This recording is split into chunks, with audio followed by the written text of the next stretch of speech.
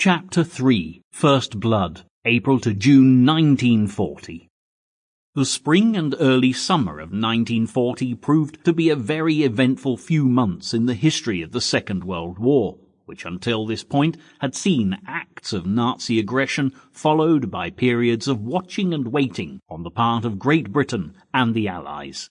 But by April and into May, Adolf Hitler's troops were storming through Scandinavia and across Europe, employing ever more aggressive new techniques to invade Norway and Denmark to the north and the Low Countries and France further south.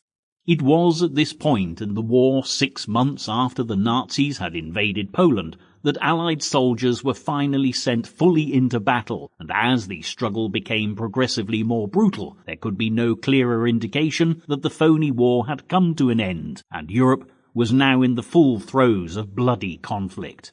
Nevertheless, for the Allies, the horrors and heartbreaks of this period would also be marked by moments of triumphant glory, when thousands of Allied troops were rescued from the beaches of Dunkirk in northern France, while Nazi troops edged ever closer. As the German planes of Göring's Luftwaffe screamed overhead, it was one of the most inspiring moments of the entire war. While Hitler's armies stormed across the continent, this extraordinary event gave the people of the occupied nations a glimmer of hope, and for the British there could have been no better boost to morale. Early in May, Winston Churchill took on the mantle of leadership, giving Adolf Hitler and his Third Reich an enemy to be reckoned with that would fight doggedly until the bitter end.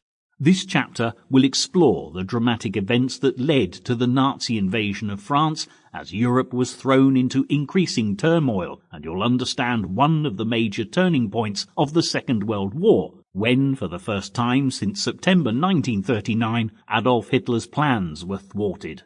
The importance of this event cannot be underestimated, for it was during this period that the spirit of Dunkirk was forged from the fires of despair, and it was this strength that would ultimately save Britain from the icy grasp of the Third Reich and change the course of history.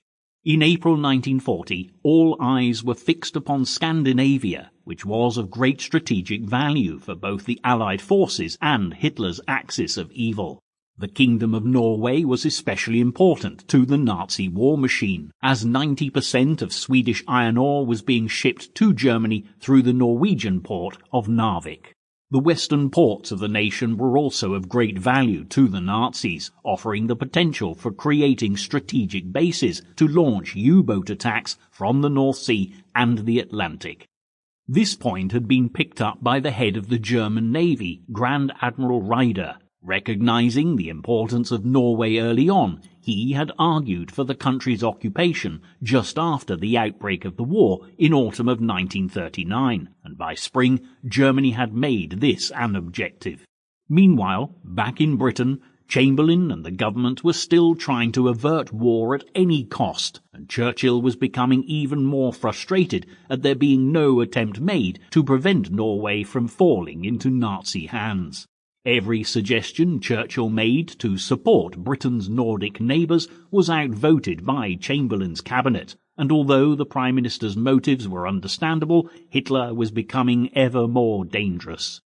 The scars left by the First World War still lingered in the memories of those governing the United Kingdom, and the idea of pushing the nation into another bloody land war was an unthinkable concept.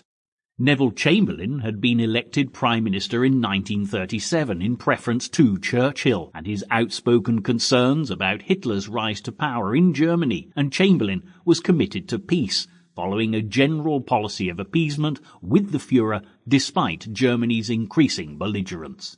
It was not because he sympathized with Germany, far from it. In a letter to his sister he wrote, "On the whole, I hate Germans." But he was very concerned that the nation simply was not ready for war.